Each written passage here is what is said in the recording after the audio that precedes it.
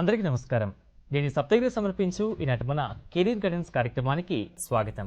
ఈనాటి మన career guidance కార్యక్రమంలో ఈరోజు మనం మాట్లాడుకుతున్న అంశం ఏంటి అంటే కనుక దేశ సేవతో పాటు కెరీర్ అగ్నివీర్ అవకాశాలకు సంబంధించిన పూర్తి సమాచారాన్ని మాట్లాడుకుందాం.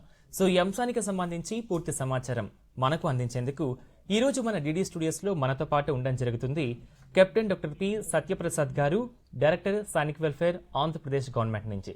సో సార్తో మనం మాట్లాడి అసలు అగ్నిపథ స్కీమ్ అంటే ఏంటి, దీనికి సంబంధించిన పూర్తి సమాచారాన్ని అడిగి తెలుసుకుందాం. సార్ నమస్కారం. సార్ నమస్కారం, జై హింద్. నేను captain Satyaprasad, director Sainik welfare అండి. ఫస్ట్ ఆఫ్ ఆల్ నాకు ఈ అవకాశం ఇచ్చిన దూరదర్శన్కి కృతజ్ఞతలండి. Yes sir. సార్ మరి అసలు అగ్నివీర్ పథకం అంటే ఏంటి, దీన్ని ఎప్పుడు ఎందుకు ప్రారంభించారు, దీని యొక్క ముఖ్య లక్షణాలు ఏంటి సార్? యాక్చువల్లీ అగ్నిపథ్ పథకంగా దీన్ని ప్రారంభించారు 2022 జూన్ 14వ తారీఖుని దీన్ని ప్రపోజ్ చేశారు. అయితే సెప్టెంబర్ నుంచి ఇండక్షన్స్ జరిగినాయి. ఇది బేసిక్గా పెట్టింది యువత పెడతోవని పట్టకుండా బాధ్యత కలిగిన పౌరుడిగా తయారు చేయడానికి, సమాజంలోని వారి రోల్ని, వారి యొక్క పరిమితిని కూడా ఎన్హాన్స్ చేయడానికి, అంటే బేసిక్ క్వాలిఫికేషన్ ఉన్న యువతను కూడా బాధ్యత గల పౌరులుగా తయారు చేయడం కోసం పెట్టిన ముఖ్య ఉద్దేశం దీన్ని. సార్ మరి ఈ యొక్క అగ్నిపథ స్కీమ్ ఏదైతే మీరు చెప్పారు, స్కీమ్ నేమ్కి సంబంధించి సార్, దీని ద్వారా ప్రధానంగా ఎటువంటి ప్రయోజనాలు కలుగుతాయంటారు యువతకి? బేసిక్గా ఏమవుతుందంటేనండి, ఒక ఇంటర్మీడియట్ కంప్లీట్ చేసిన కుర్రాడు కానీ, 10th క్లాస్ కంప్లీట్ చేసిన కుర్రాడు కానీ, జస్ట్ చాలా రా ఎనర్జీ వాళ్ళది, వెరీ ఫ్రెష్, టెండర్ ఏజ్లో ఉంటారు. ఇంకా చెప్పాలంటే ఏం చేయాలో, కెరీర్ ఏం చూస్ చేసుకోవాలో తెలియని కన్ఫ్యూజన్ స్టేట్లో ఉంటారు. ఇది బేసికలీ అగ్నిపథ్ అనేది, అగ్నిపథ్లో ఉన్న వాళ్ళని అగ్నివీర్స్ అని ఒక స్పెషల్ ఫోర్స్గా దీన్ని ఎయిమ్ చేశారు తయారు చేయడానికి. వీళ్ళు నాట్ ఆఫీసర్ క్యాడర్ కాదు, బిలో ఆఫీసర్ క్యాడర్ వాళ్ళని అగ్నివీర్స్ అంటారు. ఇది ఈ టెండర్ ఏజ్లో 10th క్లాస్ పిల్లలు, ఇంటర్మీడియట్ పిల్లలు at the age of 17.5 years entry age, 21 years 22 years వరకు వెళ్తారు. సో అంత టెండర్ ఏజ్లో వాళ్ళు 10th క్లాస్ నుంచి వీళ్ళని ఒక సన్మార్గంలో, దేశం పట్ల బాధ్యత, అట్ ది సేమ్ టైం వారికి ఉపాధి, రెండూ కూడా. ఈ రోజుల్లో యువత చాలామంది చెడు మార్గాల్లో పయనిస్తున్న ఈ తరుణంలో ముఖ్యంగా గ్రామీణ యువతకు ఇది అత్యద్భుతంగా ఉపయోగపడుతుందండి. అది ఈ అగ్నివీర్ పథకం. దానివల్ల వాళ్ళు స్ట్రైట్ అవే మిలిటరీలోకి ఇండక్ట్ చేయబడతారు. ట్రైనింగ్ ఒక 6 మాసాలు ట్రైనింగ్ అయిన తర్వాత వీళ్ళు ఫోర్స్లో, regular force, army, navy, air force మూడిట్లో కూడా వీళ్ళు ఇండక్ట్ చేయబడతారు. సార్ అంటే వయసు గురించి మనం మాట్లాడుకున్నాం, మరి విద్యార్హతలు ఏముండాలంటారు సార్? అదే విద్యార్హతలు 10th class and intermediate.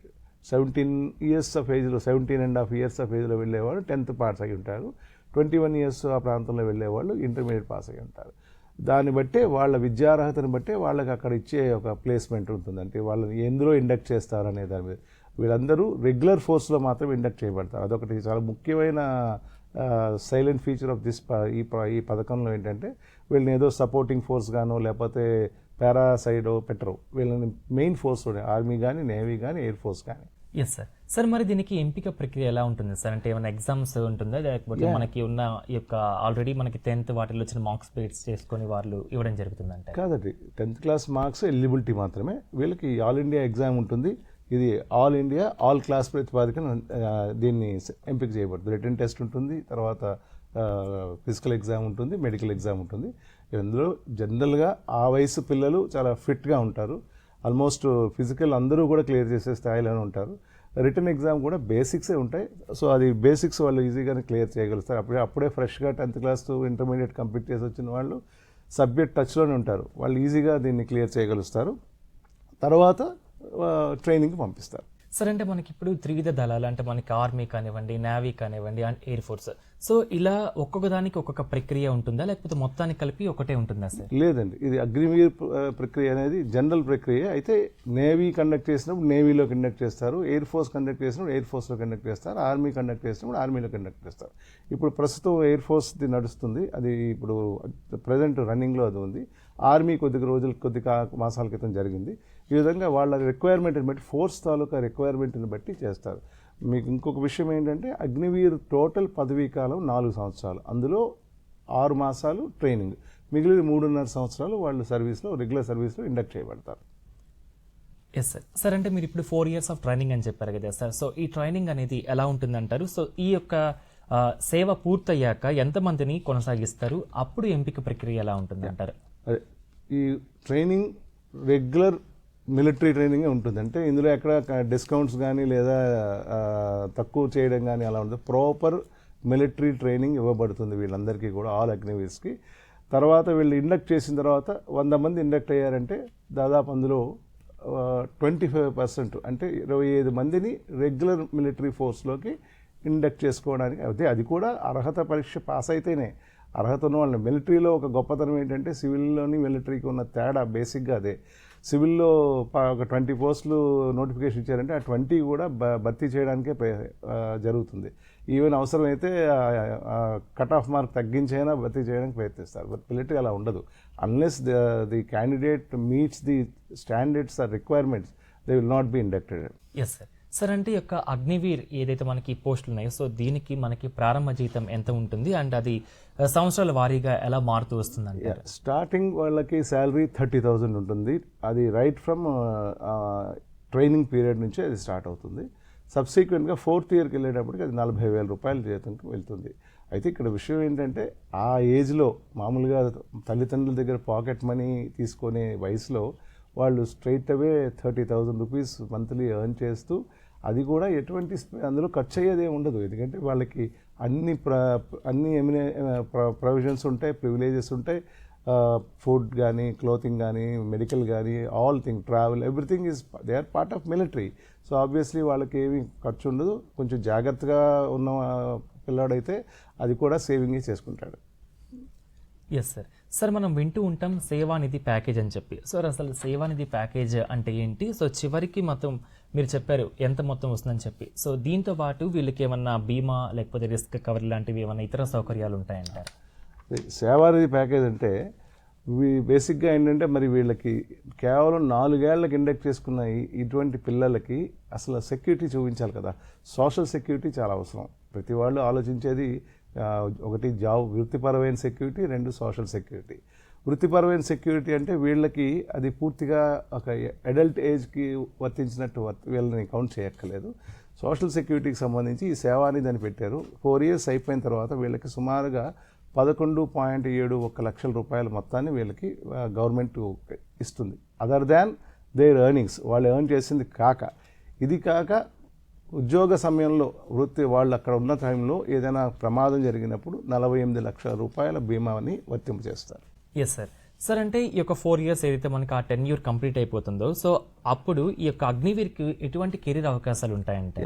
Before అది చెప్పే ముందర అగ్నివీర్స్ అనేవాళ్ళు మొదటి బ్యాచ్ ఇప్పుడు నడుస్తుంది ప్రస్తుతం. ఇంకా అది ఫస్ట్ బ్యాచ్ బయటికి రిలీజ్ అవ్వాలి. ప్రీవియస్ ఫస్ట్ ఇండక్షన్లో దాదాపు దేశం మొత్తం మీద 1,00,000 మంది అగ్నివీర్స్ని ఇండక్ట్ చేసుకున్నారు. అందులో చాలా ఆశ్చర్యకరము అండ్ ఎంకరేజింగ్ విషయం ఏంటంటే మన రాష్ట్రం నుంచి 34,000 మంది రిక్రూట్మెంట్ అయ్యారు. It's a great encouraging factor for the youth అన్నమాట. తర్వాత వీళ్ళు బయటకు వచ్చిన తర్వాత కెరీర్ ఏంటి అని అడిగారు. సో ఫస్ట్ ఆఫ్ ఆల్ వాళ్ళకి ఒక సర్టిఫికేట్ ఇస్తారు. ఆ సర్టిఫికేట్ వాళ్ళకి చాలా అది యూస్ఫుల్ అవుతుంది. ఎందుకంటే దాన్ని ఈక్వివాలెంట్ సర్టిఫికేట్ అంటారు. వాళ్ళు అది skill certificate, rather equivalent and skill certificate అంటారు.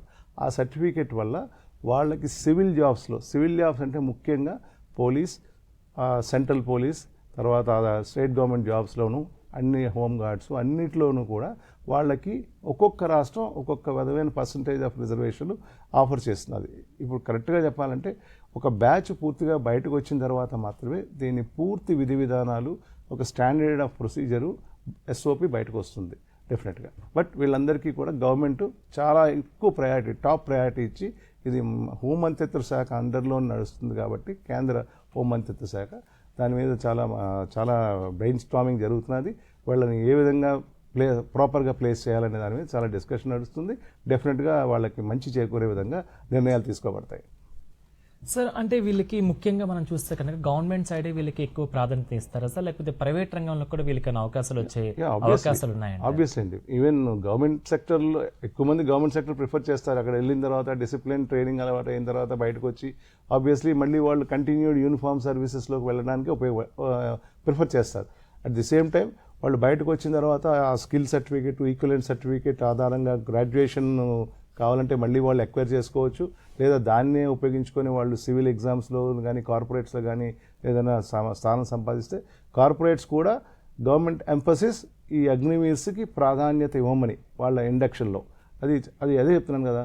ఇప్పుడు ఇవన్నీ కూడా ఒక డెసిషన్ పాలసీ మేకింగ్లో ఉన్నాయి. ఇంప్లిమెంటేషన్ పార్ట్ వచ్చేటప్పటికి కరెక్ట్గా ఏం జరుగుతుంది, ఏం జరగబోతుంది అనేది బయటకు వస్తుంది.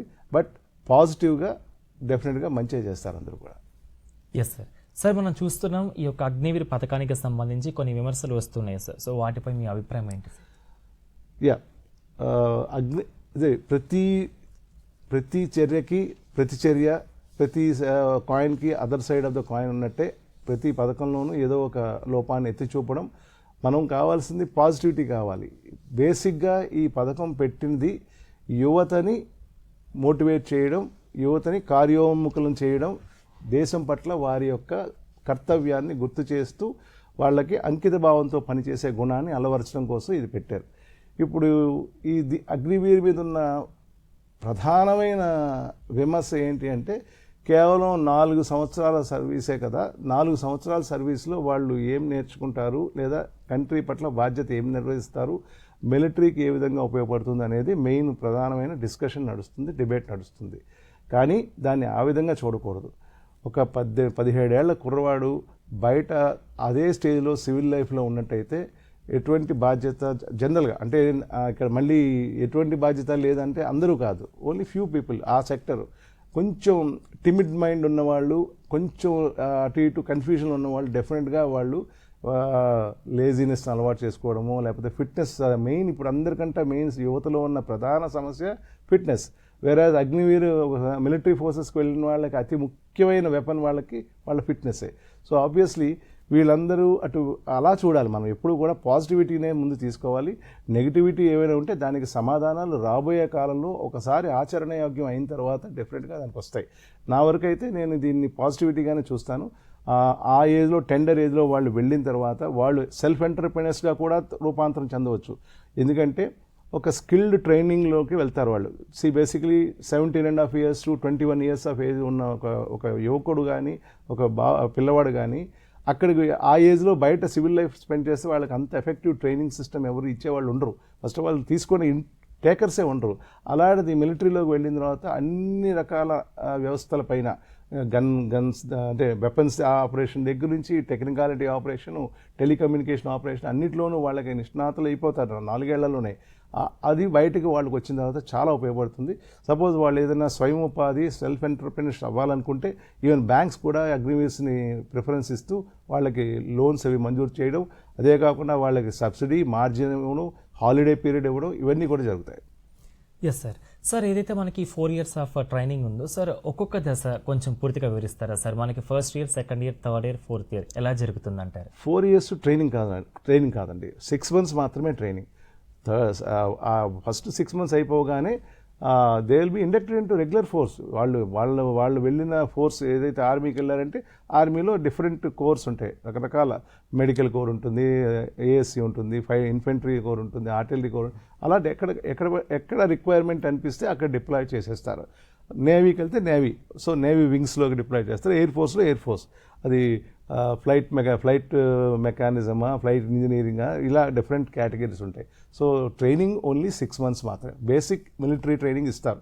అది ఈవెన్ మిలిటరీలోకి రెగ్యులర్ ఆర్మీలోకి వెళ్ళిన వాళ్ళకి కూడా సిపాయిగా ఎంట్రీ అయినప్పుడు అలాగే వాళ్ళకి కూడా ఇచ్చేది బేసిక్ మిలిటరీ ట్రైనింగ్. ఆ తర్వాత సబ్సీక్వెంట్గా వాళ్ళు వెళ్ళిన ఫోర్స్ని బట్టి, వాళ్ళు వెళ్ళిన కోర్ని బట్టి వాళ్ళ ట్రైనింగ్స్ మారుతాయి. Yes sir. సార్ ఈ యొక్క స్కీమ్ వల్ల మనకి జనరల్ ఎవరైతే మనకి ఆర్మీ ఉందో సో ఆ సైన్యంపై ఎలాంటి ప్రభావాలు ఉంటాయంటారు? అదే ఇప్పుడు this is a point of debate అండి. ప్రస్తుతం దీని మీద చాలా చర్చ నడుస్తుంది. జనరల్ ఆర్మీ మీద ఏ విధంగా ఉంటుంది అనే విషయానికి వస్తే, ప్రస్తుతం మన కంట్రీకి మన బలం యువత. అది ఆలోచించారు. కేంద్ర ప్రభుత్వం అతి ఎక్కువగా ఆలోచించింది ఏంటంటే మన స్ట్రెంగ్త్ ఇండియాకి ప్రపంచంలో ఉన్న అన్ని దేశాల్లోకి భారతదేశంలో యువత ఎక్కువగా ఉంది యాజ్ ఆన్ డేట్. రాబోయే 10 సంవత్సరాలు ఇదే మోహన్ నడుస్తుంది. సో ఆబ్వియస్లీ యువతని కాన్సన్ట్రేట్ చేసి వాళ్ళకి ఉపాధి అవకాశాలు కల్పించడానికి, బికాజ్ బయట వేరే గవర్నమెంట్ అందరికీ గవర్నమెంట్ జాబ్స్ రావడము, అందరూ మంచి హైయర్ ఎడ్యుకేషన్ పొందడము అది సాధ్యపడదు. సామాజిక పరంగా కానీ, వాళ్ళకి ఇంట్లో ఉండే ఒక స్థితిగతుల వల్ల కానీ, వాళ్ళ తాలూకా ఎబిలిటీ వల్ల కానీ. జనరల్గా ఏమవుతుందంటే కొంతమంది పిల్లలు ఉంటారు, వాళ్ళు ఎగ్జామ్ రాయడానికి ఫియర్ ఉంటుంది, వాళ్ళలో నాలెడ్జ్ ఉంటుంది, నేర్చుకోని జిజ్ఞాస ఉంటుంది, స్కిల్స్ కూడా ఉంటాయి. But still they cannot perform in the exam. Return exam అనేసరికి వాళ్ళ ఫియర్నెస్ ఉంటుంది. అలాంటి వాళ్ళకి కమ్యూనికేషన్ స్కిల్స్ సరిగ్గా లేని వాళ్ళకి ఈ అగ్నివీర్ ఇలాంటి ఈ స్కీమ్లో చాలా అత్యద్భుతమైన అవకాశం. ఎందుకంటే వాళ్ళలో ఆ స్టిగ్మా పోతుంది. స్టిగ్మా పోగానే దే బికమ్ పర్ఫెక్ట్ అనమాట. ఇది రెగ్యులర్ ఆర్మీ మీద ఎటువంటి ప్రభావము చూపదు, యాజ్ ఆఫ్ నౌ చూపదు. ఎందుకంటే ఫ్రెష్ బ్లడ్ ఇండ్యూస్ అవుతుంటుంది. బికాజ్ మిలిటరీ ఎప్పుడు యవ్వనంగా ఉండాలి. అదే ప్రపంచ స్లోగన్ కూడా అదే. ఏ దేశంలో అయినా కూడా మిలిటరీని యవ్వనంగా ఉంచడానికే ప్రయత్నిస్తారు. ఎందుకంటే వాళ్ళు చేయాల్సింది కేవలం సెక్యూరిటీ డ్యూటీ కాదు, దేశ సమగ్రతని, దేశ సార్వభౌమత్వాన్ని కాపాడాలి. దానికి వాళ్ళు ఫిట్గా ఉండాలి, యంగ్గా ఉండాలి. Yes sir. సార్, ఇప్పుడు అగ్నివీర్గా ఎవరైతే చేరాలనుకుంటున్నారో యువత, సో వారు ఎలా సిద్ధం కావాలంటారు? సో వాళ్ళకి ఫిజికల్ ఫిట్నెస్ కానివ్వండి, మెంటల్ ప్రిపరేషన్ కానివ్వండి, సో దీనికి సంబంధించి డైరెక్టర్గా మీకు సూచనలు ఏంటి సార్? బేసికలీ వీళ్ళకి ఫస్ట్ కామన్ ఎంట్రన్స్ టెస్ట్ పెడతారు. అందులో సెలెక్ట్ అయిన తర్వాత శారీరక ఆరోగ్య పరీక్షలు పెడతారంటే లైక్ ఒక 1.6 కిలోమీటర్ రన్నింగ్ ఉంటుంది, అది ఒక 5 నిమిషాల 30 సెకండ్లో కంప్లీట్ చేయాలి. పుల్అప్స్ ఒక 10 పుల్అప్స్ తీయాల్సి ఉంటుంది. జిగ్జాగ్ బ్యాలెన్స్ చేయాలి, దాన్ని జస్ట్ క్వాలిఫై అయితే చాలు. అలాగే 9 ఫీట్ డిచ్ ఉంటుంది, దాన్ని వాళ్ళు క్రాస్ చేయాలి. ఇది ఫండమెంటల్, ఇవన్నీ కూడా ఫండమెంటల్ ఫిజికల్ టెస్ట్లే. ఇది ఆ వయసులో ఉన్న పిల్లలు చాలా అతి సులువుగా, అతి సునాయాసంగా వాళ్ళు దీన్ని అధిగమిస్తారు, పాస్ అవుతారు కూడా. కొద్దిగా బేసిక్ ట్రైనింగ్ ఉండాలి ఇంట్లో. అంటే పూర్తిగా లేజినెస్తో ఉంటుంది, అందరికీ కొంచెం ఆ మాత్రం యువకులంటే వాళ్ళు పరుగు పందాల్లో కానీ అటు అన్నిట్లోనూ వాళ్ళకి ప్రవేశం ఉంటుంది. చాలా ఈజీగా వాళ్ళు దీన్ని క్రాస్ చేయగలుగుతారు. దాని తర్వాత మెడికల్ ఎగ్జామ్ పెడతారు. Medical exam definitely medical exam, మిలిటరీలో మెడికల్ ఎగ్జామ్ కొంచెం సిస్టమేటిక్గా పర్ఫెక్ట్గానే చేస్తారు. ఎందుకంటే అనారోగ్యమైన వ్యక్తి అటు మిలిటరీలో చేరినా కూడా ఒకటి తనకు తను హాని చేసుకుంటాడు, దానివల్ల ఫోర్స్ కూడా హాని చేస్తాడు. ఎందుకంటే మొరాలిటీ ఆఫ్ ద ఫోర్స్ దెబ్బతింటుంది. కాబట్టి పూర్తి సంపూర్ణ ఆరోగ్యవంతులను మాత్రమే మిలిటరీలోకి తీసుకునే అవకాశం ఉంటుంది. Yes sir. సార్, ఇందాక మీరు చెప్పడం జరిగింది మన ఏపీ నుంచే దాదాపు 34,000 మెంబర్స్ అగ్నివీర్స్గా వెళ్ళారని చెప్పి. సార్, దీన్ని బట్టి చూస్తే కనుక మనం ఆంధ్రప్రదేశ్ ఇంతమంది వెళ్ళడానికి గల కారణాలకి సంబంధించి మీరేమంటారు సార్? అదేనండి, మన ఇన్స్టిట్యూషన్స్ మోటివేషన్. ఇప్పుడు అదే చెప్తున్నాను, ఎంప్లాయ్మెంట్ ఆపర్చునిటీస్ తగ్గుతున్న ఈ తరుణంలో ఈ అగ్నివీర్ పథకం అనేది ఒక బ్లెస్సింగ్ ఇన్ డిస్గైజ్ లాగా యువతకి వచ్చిందనమాట. దాన్ని వెంటనే అందిపుచ్చుకున్నారు. ఇక్కడ ఏదైనా ఎవరు ఫస్ట్ టేకర్సో వాళ్ళే విన్నర్స్. మనం చెప్పాలంటే ఈ విషయంలో it's a very interesting statistics. Andhra Pradesh నుంచి ఇంతమంది, మొత్తం కంట్రీలో 1,00,000 మంది ప్లస్ వెళ్తే కేవలం ఆంధ్రప్రదేశ్ నుంచి 34,000 మంది వెళ్ళడం అనేది చిన్న విషయం కాదు. ఇది దీని యొక్క ప్రభావము, దీని యొక్క రిజల్ట్స్ రాబోయే డెకేడ్ లోపల సబ్స్టాన్షియేట్గా మనకి ఎవిడెంట్ అవుతాయి. మన వాళ్ళు ట్రైన్డ్ ఫిట్ యూత్ బయటకు వస్తారు. సో అబ్సల్యూట్లీ మన రాష్ట్రం దీనిలో అద్భుతంగా ప్రగతి సాధించింది. దీనికి మనం రాష్ట్ర ప్రభుత్వాన్ని, అటు తల్లిదండ్రులు ముఖ్యంగా, అటు పిల్లల్ని కూడా మనం ఎంతైనా దీన్ని అభినందించాల్సిన విషయం అండి. సార్, ఏదైతే మనం మాట్లాడుకుంటూ ఉన్నాం అగ్నివీర్కి సంబంధించి, సార్ మనం ఫిజికల్ స్టాండర్డ్స్కి సంబంధించి మాట్లాడేది కదా సార్. సో వాటికి సంబంధించి ఒక్కసారి వివరాలు తెలియపరుస్తారు. ఫిజికల్ స్టాండర్డ్స్కి వచ్చేటప్పటికి అగ్నివీర్కి టెక్నికల్ జీడీకి అయితే హైట్ 166 సెంటీమీటర్స్ ఉండాలి, హైట్కి తగ్గ వెయిట్, ఛాతీ 77 సెంటీమీటర్స్, ఎక్స్పాన్షన్ 5 సెంటీమీటర్. అలాగే అగ్నివీర్ క్లర్క్కి అయితే 162 సెంటీమీటర్స్ సరిపోతుంది. అగైన్ సేమ్ ప్రపోర్షనేట్ వెయిట్, ఛాతీ అదే ఉండాలి. అగ్నివీర్ ట్రేడ్స్మెన్కి అయితే 166 సెంటీమీటర్స్ హైటు, మళ్ళీ ప్రపోర్షనేట్ వెయిట్ అండ్ 77. అలాగే పరుగుడు పందెంలో చెప్పాను 1.6 కిలోమీటర్స్ 5 నిమిషాల 30 సెకండ్లో పూర్తి చేయాల్సి వస్తుంది. అలాగే పుల్అప్స్ ఒక 10 తీస్తే వాళ్ళకి 40 మార్క్స్ ఇవ్వబడతాయి. డిచ్ 9 ఫీట్ డిచ్ ఉంటుంది. జిగ్జాగ్ బ్యాలెన్స్ అవుతుంది, అది జస్ట్ నార్మల్, కేవలం క్వాలిఫై అయితే సరిపోతుంది. ఇవే ఫండమెంటల్ టెస్ట్ ఎక్కడ జరిగినా.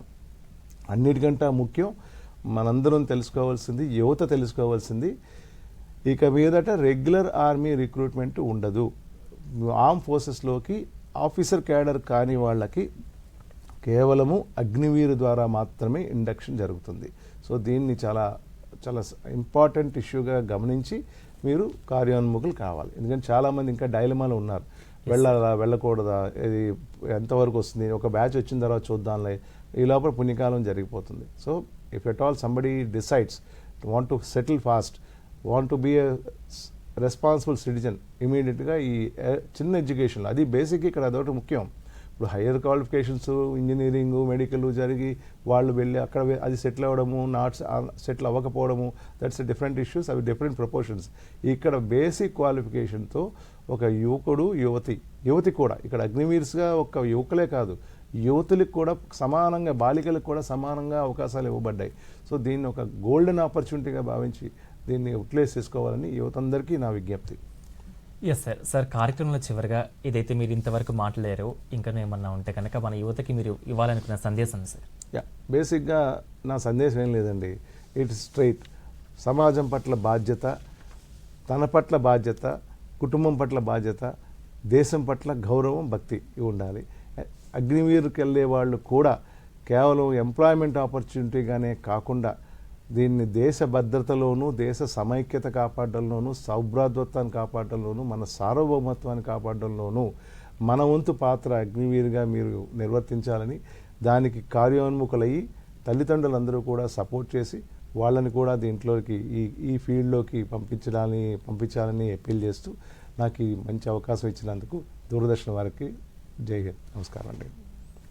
Yes sir. సార్, ఇంతవరకు ఈనాటి మన కెరీర్ గైడెన్స్ కార్యక్రమంలో పాల్గొని ఏదైతే మనకి అగ్నివీర్కి సంబంధించిన పూర్తి సమాచారం మన ప్రేక్షకులకు మీరు అందించినందుకు మీకు మరోసారి ధన్యవాదాలు సార్. నమస్కారం. చూశారు కదా వ్యూవర్స్, ఇది ఈనాటి మన కెరీర్ గైడెన్స్. తదుపరి ఎపిసోడ్లో మళ్ళీ మనం కలుద్దాం. అందాక చూస్తుండండి సప్తగిరి. నేను మీ సాయి గిరీష్. నమస్తే.